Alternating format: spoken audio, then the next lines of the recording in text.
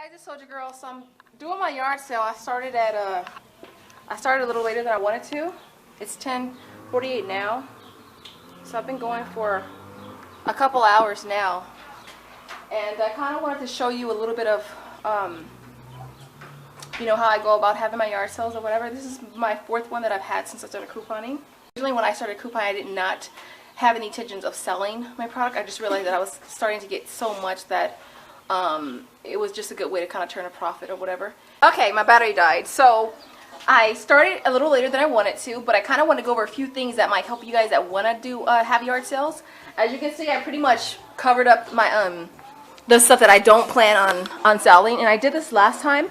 I did it a little late this time because I had a lot of people that were asking me, okay, well, what's that over there, and how much is a Tide? And so I said, okay, I totally need to cover it up. And so I went ahead and covered it up. So when you first decide that you want to start selling your stockpile stuff, be as open as you can be with the variety that you choose, because I mean, just because you like ocean spring scent, or just because you like you know, mint mouthwash, doesn't mean that everybody's gonna like it. So for starters, make sure that you get a variety, a really large variety of different scents, styles, colors, brands. Don't just get all, like, if you do sell, like, let's say you like Pantene, you get a bunch of Pantene. Try to get varieties. Vidal Sassoon. What else is there as far as shampoo is concerned? Suave, Fructis, L'Oreal. Try to get a large variety, because people like different things. And so when you're having a yard sale, you want to be able to provide as much of a different variety of different things as you can. I know when I first started couponing, I was getting a lot of the makeup I got was for me, was for my skin tone.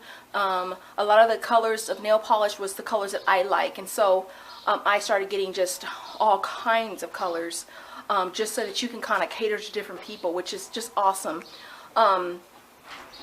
After that, decide how much you're going to price your stuff for. Some people will go 50% based on, like, let's say Target or Walmart's prices. I try to keep things as simple as possible. I put my signs just around my my neighborhood, so pretty much just for my neighbors. And so I price my stuff really reasonable. Like, I have a $1 table and I have a $2 table, and I don't charge any more than that. I just think that's just really simple and really reasonable. Again, just be as open as you can be when you're shopping, knowing that you're going to resell. So think about that. When I coupon, I do think about that resale value. So if something's going to cost me, let's say $2, and I know that I'm only going to sell it for $1, it's something I do have to second guess on purchasing, unless of course I'm purchasing it for myself. And so let me just show you really fast how I have my table set up. Okay, so this is my dollar side, and as you can see, I pretty much have all this stuff that's on this table. I have all my makeup for $1 because I really just want to get rid of it because I have so much of it. Nail polish is all $1. Deodorant, men's and women. I have all my air fresheners. Okay, baby. Yeah, I think all this pale is just Aleve and first aid kits and Bayer. I have a bunch of stylers back there. I have the dog snacks that my dog does not like. I have my extra up here at the top. I have just a little bit of everything. So when you set up your table, just try to put a little bit of everything. Don't try to overload your table with one particular brand or one thing, because it's like all your table is going to be one thing and you're not going to have space for anything else. So just put a little bit of everything to create some variety. All right, so that's my dollar side over there. And then I have a little bit of overflow that I keep down here. So as things kind of, you know, move along the front, I just kind of fill that first row up as things kind of disappear.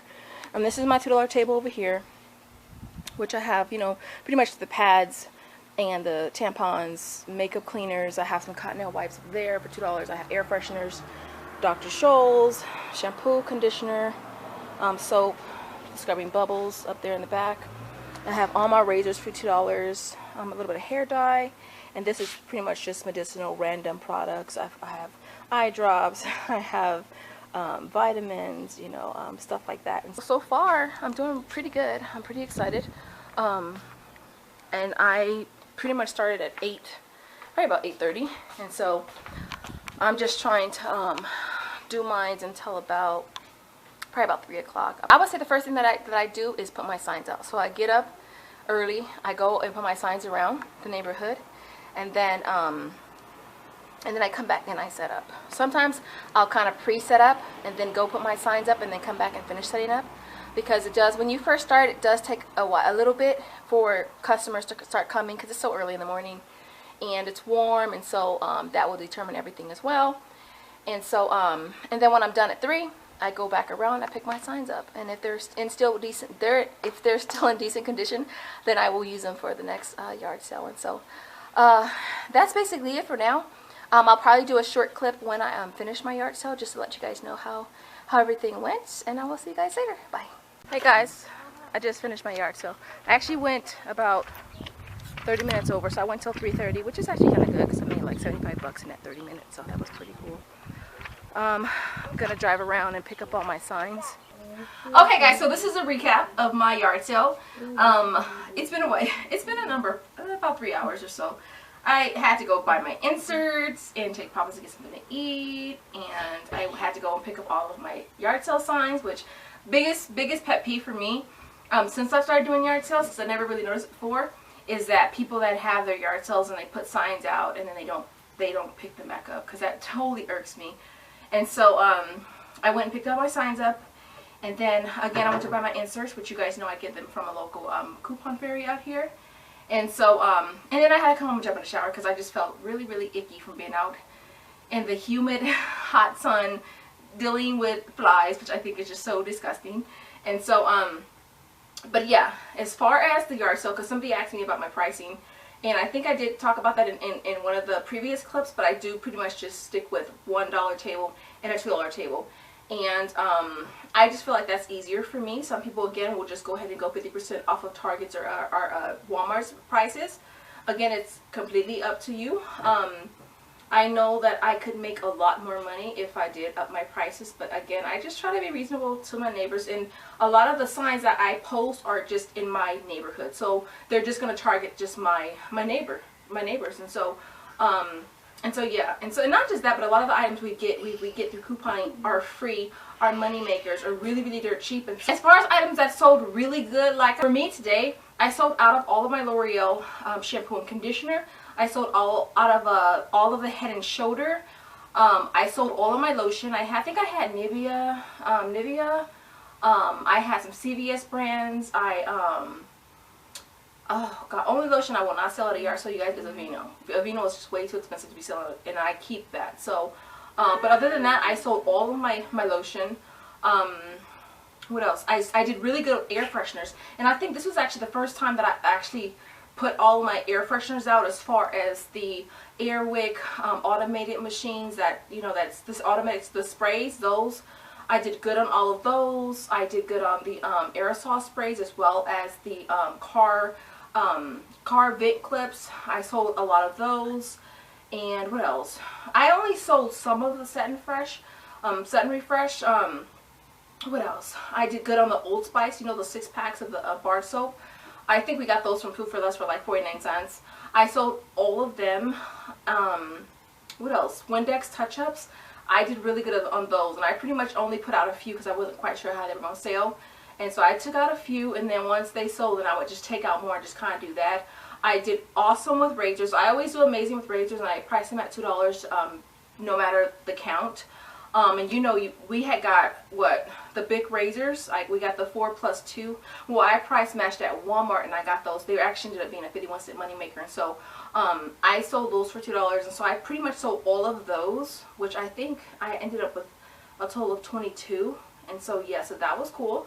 I did awesome with body wash. I always do really good with body wash as well.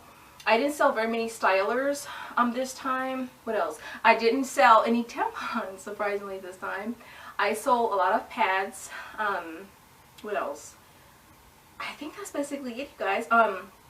Another thing I would say, as far as a tip for those who want to have yard sales, is before you're going to have a yard sale, I would say a couple weeks prior, start to hoard the plastic bags from the grocery store, and that's what I tend to do. I just kind of hoard them and kind of get a few extras whenever I go to the grocery store, just so they can kind of accumulate and use those for your customers, and it just makes it so much easier. Because I know one of my first yard sales, I ran out of bags and had to use these really cheap 99-cent trash bags. And so that's one tip. What else? I think that's it, you guys. If you guys have any more questions you want to ask, definitely leave them in the comment section. Other than that, I will see you guys all in the next video. Later, guys.